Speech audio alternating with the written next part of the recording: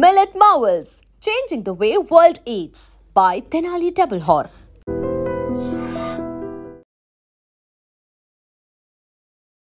నమస్కారం, welcome to I dream. ధర్మ మార్గం విత్ విజిత కార్యక్రమానికి స్వాగతం.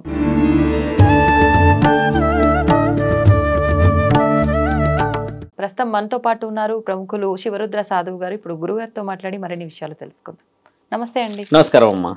గురుగారు, మనకి మరికొద్ది రోజుల్లో భాద్రపద మాసం మొదలవబోతోంది. అసలు ఈ భాద్రపద మాసం విశిష్టత ఏంటి? భాద్రపద మాసం వచ్చింది అంటే వినాయక నవరాత్రుల పూజలు ప్రారంభం అయిపోతూ ఉంటాయి. పిల్లలు పెద్దలు అందరూ కూడా చాలా సంబరంగా ఆడంబరంగా చేసుకుంటున్నారు ఈ మధ్య కాలంలో వినాయక చవితి. అసలు నిజంగా శాస్త్ర ప్రకారంగా వినాయక చవితి జరుపుకునే విధానం గురించి వివరించండి. అంటే పండగ యొక్క అంతరార్థం మీరు అడిగిన ప్రశ్న. అంటే చాలాసార్లు చెప్పాము కాబట్టి అమ్మా, వినాయకుడి ప్రత్యేకతలు 3-4 విధాలుగా చెప్పవచ్చు. అంతరార్థంలో చూడండి, పరమశివుడు తల తీసిన తర్వాత గజాసురుడిని పెట్టాడు. అంటే గజాసురుడి తల పెట్టడానికి గల అంతరార్థం చాలామందికి ఒక యానిమేషన్ మూవీస్లో తప్పితే యథార్థమైన సంఘటనలు ఏమిటి అనేది తెలియదు ఎక్కువ శాతం. కొంతమందికి తెలిసిన వాళ్ళు ఉన్నారు, కానీ పిల్లలకి ఇప్పుడున్న యువకులు అంత ఆధ్యాత్మికంగా మద్యం మత్తులో వాళ్ళు ఎంతో భక్తితో ఉన్నామని అనుకున్న దానికి అంతరార్థం తెలియాలి. పూర్వం అమ్మ తండ్రి మహాముఖంటి గజాసురుడు అనే ఒక మహాభక్తుడు తీవ్రమైన ఘోర తపస్సు చేసి మహాముఖంటిని మెప్పించి ఒక వరాన్ని పొందుతాడు. తండ్రి ఏం చేస్తాడంటే అమ్మ, శివుడిని మీరు బాగా గమనించి చూస్తే చరిత్ర ఇతిహాసాల్లో తండ్రి వరం ఇచ్చిన ఏ రాక్షసుడు బతకలేడు. మీరు గమనించండి, ఏ రాక్షసుడు బతకలేడు. ఆయన వరం ఇచ్చేసిన తర్వాత విర్రవీగిన తర్వాత ఏదో విధంగా ఆయుధం ఖచ్చితంగా శాసనం రాసింది మనకు. అలాగా గజాసురుడు ఏంటంటమ్మా, ఆయన మనసులో కోరిక ఏముంటుందంటే నాకు గౌరవం కావాలి. ఆయన గజాసురుడు అంటే ఇప్పుడు అడవిలోనో లేకపోతే ఎక్కడో కొండ ప్రాంతాల్లోనే ఉండే ఒక జంతువు అనే మాట్లాడతాం. ఆయన గారు ఏం చేస్తారంటే తీవ్ర తపస్సు చేసి శివుడు ప్రత్యక్షం కాగానే ఒక మాట ఏమడుగుతారంటే, మాకు గౌరవం కావాలి. మా గౌరవము ఎలా ఉండాలి అంటే మమ్మల్ని పూజ చేయకుండా మా మొహము చూడకుండా ఏ జీవరాశి కదలకూడదు అని చెప్పి అడుగుతారు. రెండోది, మీరు ఎప్పటికీ మా గుండెల్లో ఉండాలి అని అంటే అప్పటికి వినాయకుడి ప్రస్తావన రాదమ్మా. కేవలము తండ్రిని అడుగుతాడు, నాకు గౌరవం కావాలి అని. అంటే మరి నీకు గౌరవం ఎలా రావాలి? నీవు సంపాదించుకోవాలి కదా అని అంటే, లేదు, లోకమంతటికి మీరు అధిపతి కాబట్టి మీరు నా గుండెలో ఉంటే నాకు గౌరవం వస్తుంది అన్న ఒక కోరిక కోరుతాడు. కోరితే తండ్రి అంటాడు, గజాసుర, ఆ కోరిక నీవు కోరడం చాలా మంచిది అయినా కూడా నేను నీ గుండెలోకి వచ్చి కూర్చున్న తర్వాత ఏదో ఒక సమయాన నేను బయటికి వచ్చే సమయంలో నీ ప్రాణం పోయే అవకాశం ఉంటుంది అని అంటాడు. అంటే ఈయన ఏమనుకుంటారంటే, నా శరీరంలోకి మీరు వచ్చాక ఇంకా నా ప్రాణం ఎలా పోతుంది? ముఖంటిని అడిగితే తండ్రి భక్తుడు కోరిన కోరికని తీర్చక తప్పదని ఆయన గుండెల్లోకి వెళ్ళేసి ప్రశాంతంగా కూర్చుంటాడు. ఈ మాట ఆ మాట సంధ్యా సమయం దాటిపోయిన తర్వాత జగన్మాత ఎదురు చూస్తూ ఉంటుంది, ఇంకా రావట్లేడు, ఎక్కడికి వెళ్ళాడు అని చెప్పేసి. అమ్మ ఏం చేస్తుందంటే, ముఖంటి తర్వాత మహావిష్ణువుకే మనకు తెలిసిన దాంట్లో శాస్త్రంలో గొప్పతనం. ఆయన గారి దగ్గరికి వెళితే తండ్రి అడ్డుతాడు, ఒక భక్తుడి కోరిక మేరకు తండ్రి గుండెల్లో ఉన్నాడమ్మా, కానీ ఆయనని రప్పించలేము బయటికి. ఎందుకంటే భక్తుల కోసమే ఎక్కడికైనా పోగలుగుతాడు బోలాశంకరుడు.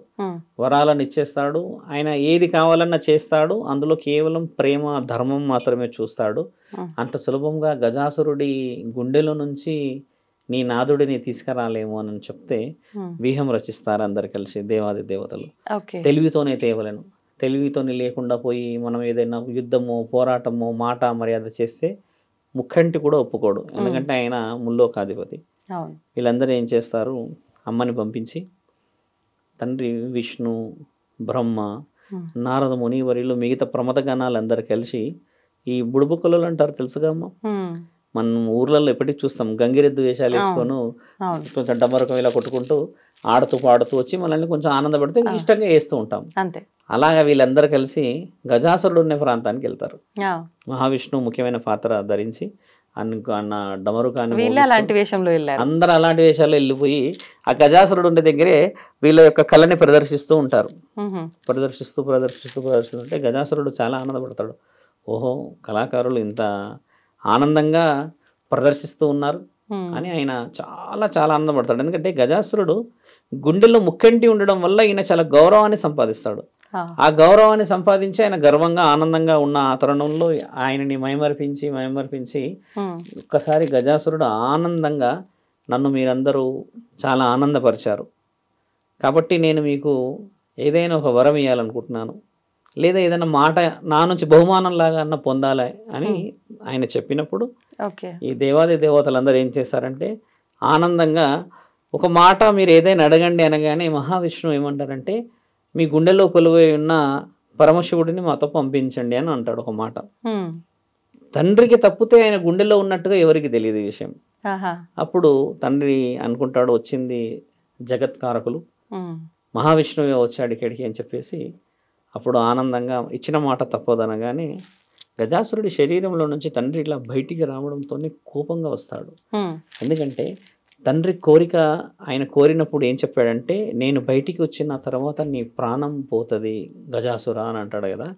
అది గుర్తుకొచ్చి తండ్రికి చాలా ఒక రకమైన దుఃఖము, ఒక రకమైన కోపము, ఒక రకమైన బాధ ఉన్న తరుణంలో తండ్రి వెళ్తున్నప్పుడు పార్వతీమాత ద్వారపాలకుడిలాగా ఒక రక్షకుడు అవసరం అని చెప్పి పసుపుతో బండారుతో వినాయకుడిని సిద్ధం చేసింది మనందరికీ తెలిసినది.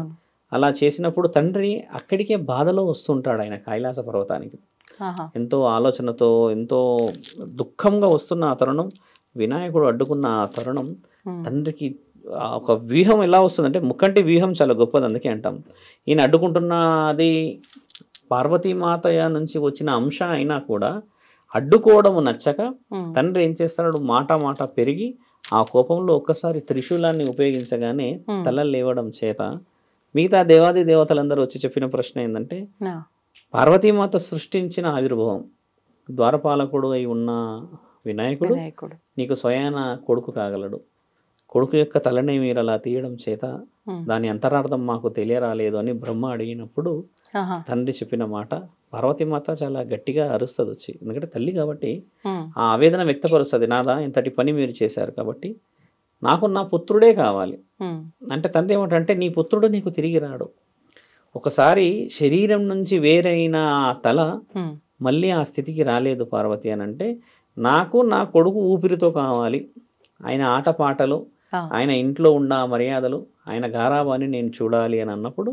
తండ్రి ఏం చేస్తాడు ప్రమద గణాలకు చెప్తాడు మీరు అందరూ వెళ్ళి తూర్పు దిక్కున తలపెట్టుకొని పడుకోనున్న వ్యక్తిని కానీ ఇంకేదైనా కానీ తీసుకురండి అని అన్నప్పుడు అమ్మ వీళ్ళు వెళ్ళేసి గజాసురుడిని పట్టుకొస్తారు అక్కడ తల తీసి. ఎందుకంటే తండ్రికి మాట ఇచ్చాడు గజాసురుడు మొదటి కోరిక ఏంటంటే నన్ను పూజించాలి, నన్ను గౌరవించాలి. ఇప్పుడు గజాసురుడిని గౌరవించాలి అని అంటే ఒక ఏనుగుని పూజించేదైతే లేదు కదమ్మా తత్వం మన దగ్గర. కానీ వినాయకుడు తండ్రి కొడుకు అయితే మాత్రం పూజిస్తారు కదా, శివుడు తర్వాత వినాయకుడు కాబట్టి తండ్రి వ్యూహాత్మకంగా ఆ తలని తీసుకొస్తే మిగతా దేవాది దేవతలు కొంచెం ఆశ్చర్యాన్ని వ్యక్తపరుస్తారు. ఒక ఏనుగు తల, గజాసురుడి తల మానవ శరీరానికి పెట్టడం ఏమిటి, దానివల్ల అంతరార్థాలు ఏంది అన్నప్పుడు పార్వతీమాత తండ్రిని శరణు కోరుతుంది ఒక మాట, ఈ బాలుడి వల్ల ఉపయోగం ఏమిటి అని కోరితే అప్పుడు దేవాది దేవతలు ఒక్కొక్క వరం ఇస్తారు. 12 చెవులతో ఉన్న ఈయన గారు విషయాన్ని వినగలడు, మాట అంటే చూడండి తొండం పెద్దగా ఉంటుంది, తర్వాత ఆయన ఈ కనబడదు అంటే పరిమితమైన మాటలు మాట్లాడి ఎక్కడైతే గజాసురుడి శరీరం వచ్చిన తర్వాత ఆయన గణనాథుడు అయ్యాడు. గణ అంటే ఏందమ్మా గుణాలు, గుణాలు అంటే ఏంది సంస్కారాలు, వాటన్నిటికీ అధిపతి.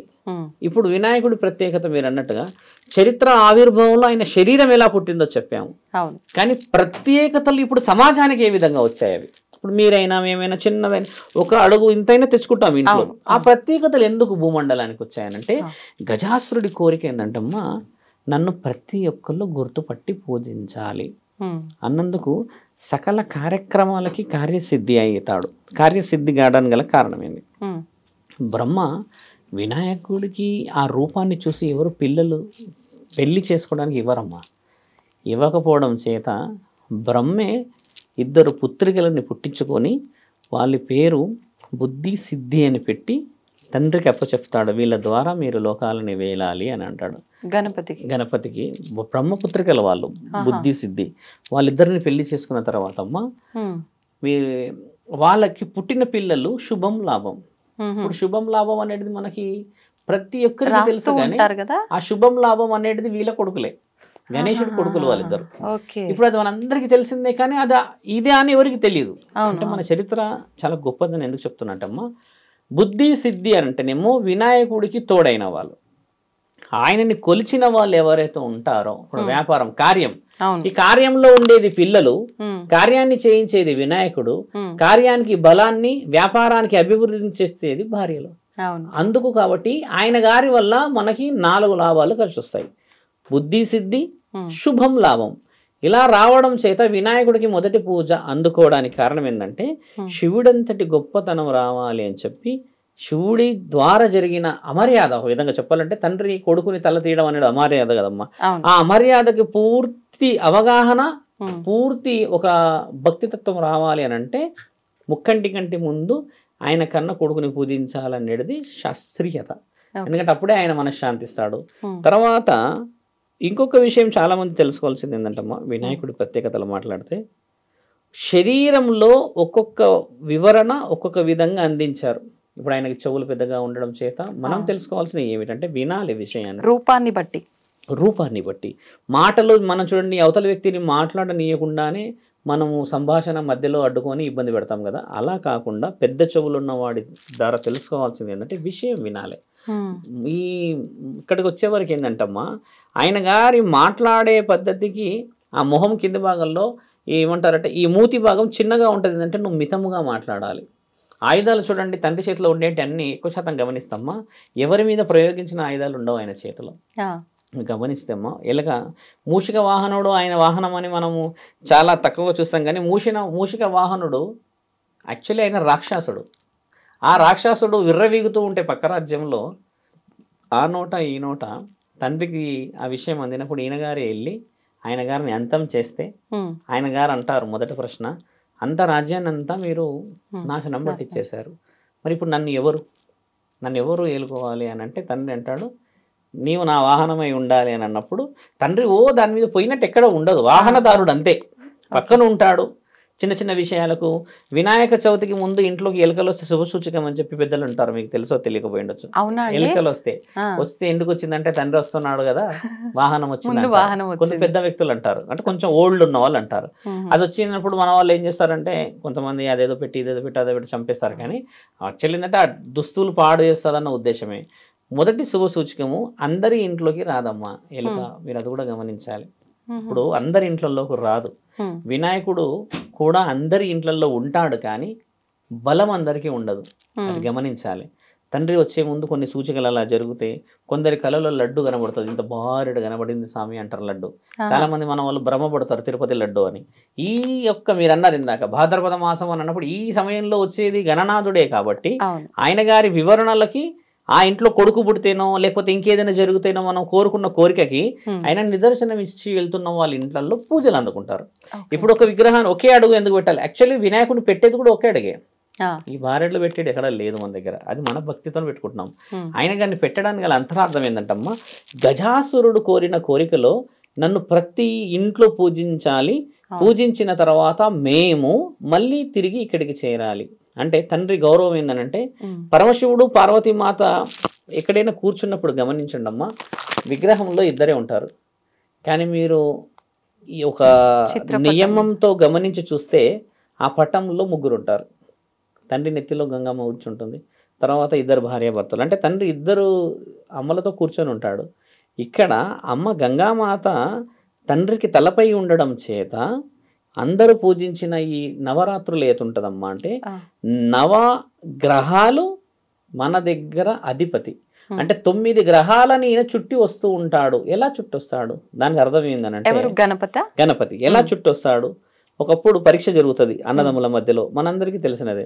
ఆయన గారేమో నెమలి మీద దేశాటనకి బయలుదేరితే తండ్రి ఏం చేస్తాడు, పార్వతీమాత మరియు శంకరుడి చుట్టూరు కానీ తిరిగి తల్లిదండ్రులకు మించిన గొప్ప నీతి లేదు అని చెప్పేసి ఒక గౌరవాన్ని పొందాడు. అవును. అప్పుడు వాళ్ళందరూ ఏం చేశారంటమ్మా, మిగతా దేవాది దేవతలు ఆ ఆనందాన్ని మిగతా ప్రపంచం మొత్తం తెలిసేలా చేయాలని చెప్పేసి వినాయకుడి ఒడిలో కూర్చున్న చిత్రపటం ఇంట్లో ఉండాలి అంటారు. పార్వతీమాత ఇలా కూర్చున్నప్పుడు ఉన్నప్పుడే మీరు ఎక్కువ శాతంగా చూడండి, అమ్మ మీదనో తండ్రి మీద కూర్చున్న చిత్రపటాలు ఉండాలంటారు. ఎందుకంటే తల్లిదండ్రులకి పరమాత్ముడు ఇచ్చిన మొట్టమొదటి సైన్ అదే. ఎక్కడికి పోయినా గౌరవం. వినాయకుడు అంతటి వాడే తల్లిదండ్రులని గౌరవిస్తుంటే మానవ శరీరాలను ఎత్తిన మనం ఈరోజు తల్లిదండ్రులు తంతున్నాం. అంటే విలువలు చరిత్రలో తప్పు లేదు, మనం పాటించేది రాను రాను తగ్గింది కదమ్మా. ఇలా ఒక నిర్ణయం. గంగార్పణం చేయడానికి గల ముఖ్యమైన కారణం ఏంటంటమ్మా, ఆయన గారు కిందికి వచ్చి ఓ పట్టాన పైకి పోలేడు కాబట్టి తండ్రిని మనం గంగలో ఆ నిమజ్జన కార్యక్రమాలు చేసిన తర్వాత గంగమ్మ ఒడిలోకి తీసుకుంటుంది, తండ్రి నెట్టిలో నుంచి తలలో నుంచి తీసుకొని పార్వతీమాతకు అప్పచెప్తుంది. అప్పుడు అక్కడ మళ్ళీ ఎంతమంది అయ్యారు? 4 అయ్యారు. ఇది నిమజ్జన కార్యక్రమంలో 9 అనే విషయం ఎందుకు మాట్లాడుతున్నట్టమ్మా, మన దగ్గర 9 మీదనే ప్రపంచం ముఖ్యంగా ఉన్నది. మరోసారి మీకు చెప్తాను నేను, 9 సంఖ్య మీద ప్రపంచం ఉంది. నవగ్రహాలు ఉన్నాయి, ధాన్యాలు ఉన్నాయి, నవరసాలు ఉన్నాయి, మళ్ళీ ఏమంటారమ్మా నవరంధ్రాలు ఉన్నాయి. ఇట్లా అన్ని 9 మీద డిపెండెన్స్ ఉంటే నవగ్రహాలు ఉండడం చేత 9 మీదనే ప్రపంచ ఖగోళ శాస్త్రం ఉన్నది. ఎందుకని 9 రాత్రులు ఖచ్చితంగా నిద్ర చేయాలి ఆయన. 9 రోజులు నిద్ర చేయకుండా మన వాళ్ళు చేసేది 3 రోజులు 5 రోజులు కదా. అంటే మన వాళ్ళు ఆఫీస్ షెడ్యూల్స్ ఇంకేదో షెడ్యూల్స్ బిజీ ఉండడం చేత అలా చేస్తారు. కానీ వినాయకుడి యొక్క నవరాత్రులు 9 కూర్చోపెడితే పరిపూర్ణమైన పూజకి ఫలితం ఇచ్చి వెళ్తాడు ఆయన. ఇప్పుడు ఇంట్లో పెట్టినా అలానే ఇలా ఇంట్లో ఉన్న వాళ్ళు తీసుకెళ్ళి ఎక్కడ పెడతారంటమ్మా, వీధిలో ఒక వినాయకుడు పెడతారు కదా, అక్కడ పెట్టడం శుభసూచకమే. కానీ మన చేతుల ద్వారా గంగార్పణం 2 రోజులకి 3 రోజులకి చేయకూడదు. ఇప్పుడు ఒక కార్యంతోనే ఆయన గారు వచ్చారు ఇక్కడికి, ఆయన వచ్చిన దాన్ని పరిపూర్ణంగా చేయించి వెళ్ళాలా వద్దా? ఒక ఊర్లో అమ్మ నిజామాబాద్లో 21 days పెడతారు, ఇంకా ఇప్పటివరకు 21 days పెడతారు. ఉందా అది? అంటే మన శాస్త్రం అని కాకుండా వాళ్ళు పెట్టడంలో వాళ్ళ ఊరికి ఒకప్పుడు ముప్పు వచ్చినప్పుడు ఒకరి కళ్ళలో కనబడడం చేత ఆయన గారిని పెట్టుకున్నప్పటి నుంచి బాగా జరిగిందని చెప్పి 21వ రోజు వరకు ఊరంతా బాగా అయిపోయిందని గుర్తుగా పెట్టుకుంటారు. ఇలా కొన్ని గౌరవాలు ఉంటే మన వాళ్ళు కూడా తెలుసుకోవాల్సిన విషయం ఏంటంటే అమ్మా, 11 రోజుల ప్రత్యేకత ఏమిటి? 9 రోజులు పెట్టిన తర్వాత 11వ రోజు తీసేసి, అంటే మన వాళ్ళు ఖచ్చితంగా 11వ రోజు తర్వాత 13కు తీస్తారు, 14 కూడా తీస్తారు కదమ్మా. అలా తీసిన తర్వాత ఈసారి మనకు ఒక అడ్డు వచ్చింది. చాలా మంది గురువులు కూడా చెప్పాలని నా ఆలోచన. ఈసారి తండ్రిని 9వ రోజు వరకు పెట్టుకున్న తర్వాత అమ్మ 10వ రోజు గ్రహణం ఏర్పడింది, చంద్రగ్రహణం ఉంది. ఈసారి చంద్రగ్రహణానికి ముందు తండ్రిని పంపించకూడదు మనం. ఎందుకంటే తండ్రిని పంపించడం మనకి శుభసూచకం కాకపోవచ్చును. ఎందుకంటే 9 ఎప్పుడైనా గ్రహణం అయిపోయిన తర్వాత ఇప్పుడు పట్టు విడుపు ఉంటుందమ్మా. ఇప్పుడు పట్టు కాలంలో తండ్రిని మనము ఖచ్చితంగా పెట్టుకోవాలి. ఎందుకంటే ఆయన ముమ్మాటికి మేల్కొని ఉండి అన్ని రక్షణలో, ఇప్పుడు దేవాలయాలన్నీ మూసుంటాయి తల్లి, ఇంకేదో ఉంటాయి. కానీ ఈసారి అదృష్టం చూడండి, తండ్రి వచ్చే సమయానికి ఆయనకు అడ్డు ఏం లేదు. ఎందుకంటే సకల కార్యక్రమాలకి వచ్చాడు కాబట్టి గ్రహణం అనేది అడ్డుపడకపోవచ్చును. కాబట్టి ఆయన ఉండి మనల్ని మంచిగా చూసుకోవాలి. కాబట్టి అమ్మ 10వ రోజు గ్రహణం ఉండి మళ్ళీ ఆ రోజు కూడా మీరు గమనించాల్సిన విషయం ఏంటంటే అమ్మ, ఆ రోజు పురన్మాసి ఉంది, పౌర్ణమి. పురన్మాసి అంటే పౌర్ణమి ఉంది, గ్రహణం ఉండడం చేత విడుపు కాలం అయినాక నిమజ్జన కార్యక్రమాలు చేసుకుంటే శుభసూచకం.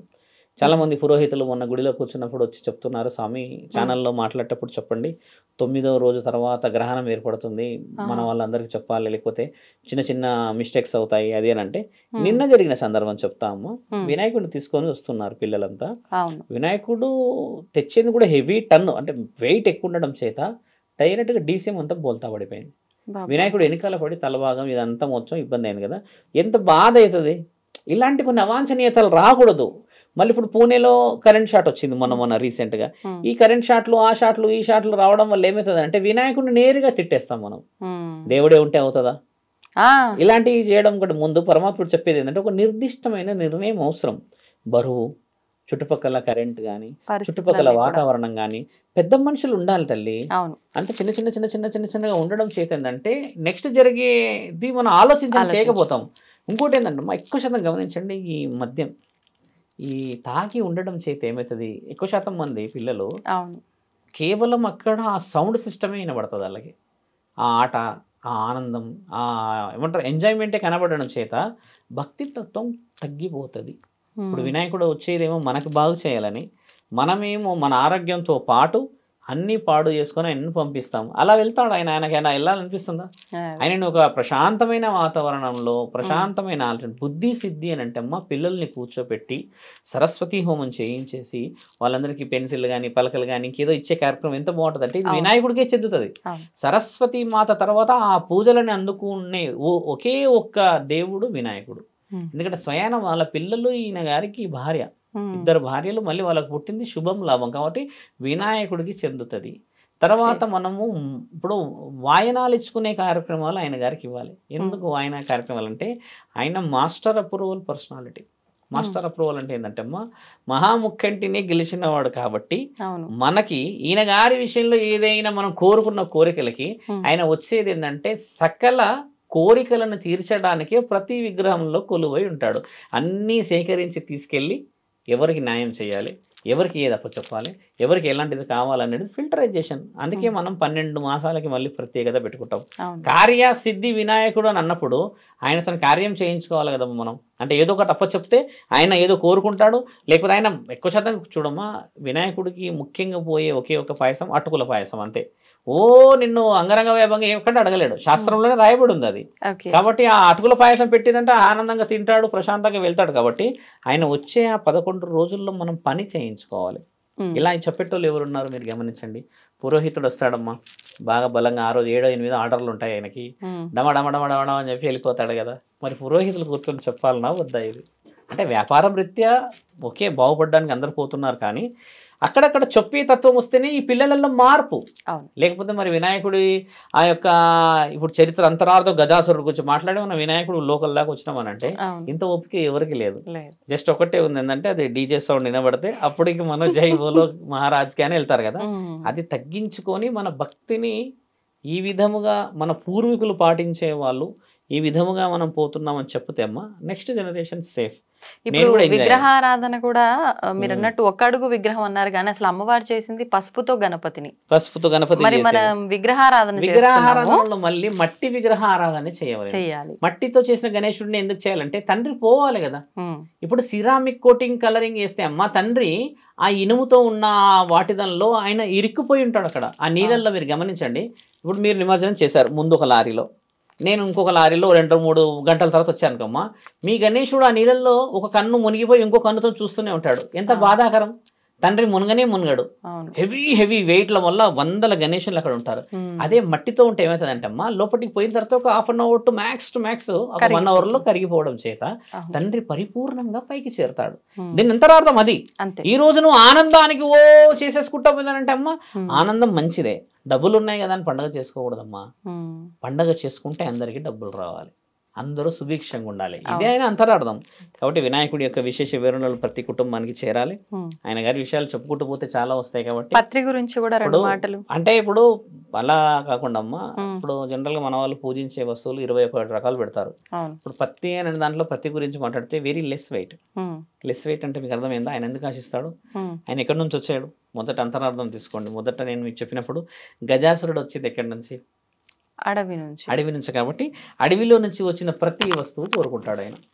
ఇప్పుడు మీరన్న అటుకుల పాయసమే నేను ఎందుకు చెప్పినానంటే అమ్మా బంగారంతో కానీ వెండితో కానీ తర్వాత ఇంకేదైనా పదార్థాలతో కానీ అందులో వేసే పాయసాన్ని తింటాడు, కానీ పాత్రల్ని కాదు. ఇప్పుడు నేను చెప్పిన విషయం అది గమనించాలని చెప్పాను. ఎందుకంటే తండ్రి అడవి నుంచి వచ్చిన మనిషి కాబట్టి గజాసురుడి కోరిక మేరకు. ఇంకొక మహాముఖ్యమైన విషయం గమనించాలి, శివుడి యొక్క నిల్చున్న చిత్రపటాన్ని మీరు గమనిస్తే ఇలా ఎడమ నుంచి కుడి వైపుకు గజాసురుడి చర్మమే ఉంటుంది. ఆ భక్తి అంత గొప్పది. తండ్రికి నచ్చిన భక్తుడు గజాసురుడు కాబట్టి తండ్రి ఆయనను వదిలిపెట్టుకోలేడు. ఇలా ఎడమ నుంచి గమనించండి, ఇలా ఉంటుంది పంచ, అది వచ్చేసి ఏనుగు చర్మమే ఉంటుంది. కుడి నుంచి వచ్చి చూడండి పులి చర్మం ఉంటుంది. 2 చర్మాలు కలిసి ఉంటాయి. అలాంటి ఉన్నదే తండ్రి ఓల్డ్ పటాలలో చూడండి, ఇప్పుడు పటాలలో వేరు, కానీ పాత చిత్రపటాలలో చూడండి శివుడికి ఏనుగు చర్మము పులి చర్మము ఉంటుంది శరీరం. అలా తండ్రి ఇచ్చిన గౌరవాన్ని కొడుకు నిలబెట్టుకున్నాడు. కాబట్టి తండ్రి కొడుకుల యొక్క పండగ ఈరోజు జగత్తు మొత్తం, మన దగ్గరే కాదు, ఇది నేషనల్ వైడ్ ఇంటర్నేషనల్ వైడ్గా కూడా జరిగే భక్తులు ఉన్నారు. 476 ఇన్సూరెన్స్ చేయించారంట నిన్న ఒక గణేశుడికి. 476 కోట్ల ఇన్సూరెన్స్ ఎందుకు చేయించారు? గణేశుడికి విగ్రహం 11-12 రోజులకు పంపుతాం. అవును, పంపించిన ఆయనతో నువ్వు ఇన్సూరెన్స్ ఏం పని అని అంటే అక్కడ ఉన్న ఒక యజమాని ఏం చెప్తున్నాడంటే ఈ ఈ పండగ వాతావరణంలో ఎలక్ట్రిక్ కానీ ఇంకేదైనా వస్తువు లేదు కానీ దీంట్లో భాగస్వామ్యం తీసుకున్న వాళ్ళకి కానీ ఎవరికైనా ఏదైనా ప్రమాదాలు జరిగితే తండ్రి పేరు మీద 476 కోట్లు ఉన్నాయి వాళ్ళ కుటుంబాలను కాపాడడానికని 3 సంవత్సరాల నుంచి చేస్తున్నారంట. అదృష్టం ఏంటంటమ్మా ఇంతవరకు అక్కడ ఏం జరగలేదు. కానీ చాలా మంచి ఆలోచన. 476 కోట్లు అంటే చిన్న మాట నా తల్లి, ఎన్ని కుటుంబాలు నిలబడచ్చు. ఆయన స్టేట్మెంట్ ఇచ్చారు కూడా. అలా ఎందుకు ఇచ్చారు అంటే వాళ్ళ మీద ఎంతెంత నమ్మకంతో. దట్ ఈస్ బిగ్గెస్ట్ అండ్ అంటే అన్నిటికంటే వర్తబుల్ గణేష్ అదొకటి అమ్మ పూణేలో. అదే దాని తర్వాత మిగతా ఫస్ట్ గణేశుడు 476 కోట్ల ఇన్సూరెన్స్ ఉన్న గణేశుడు. చూసారా, విగ్రహంలో దేవుడు లేకపోతే ఇన్సూరెన్స్ ఉంటుందా? కాబట్టి ఆ భక్తి మన దగ్గర అమాయకంగా అయినా నిజంగా అయినా అబద్ధంగా అయినా మన శరీరంలోకి వచ్చేసింది. కాబట్టి మద్యం తాగి మత్తులో ఉండి దాన్ని దూరం చేయకండి అంటున్నాం. డీజే సౌండ్లు వీధుల్లో కాదు పెట్టేది, రోడ్డు పైన పెట్టాలి.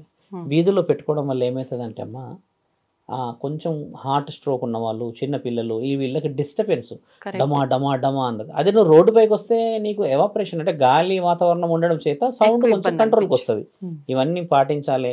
ఇప్పుడు పోలీస్ అధికారులు కూడా ఎన్ని చర్యలు చెప్పినా మన డీజే సౌండ్ మాత్రం తగ్గదు.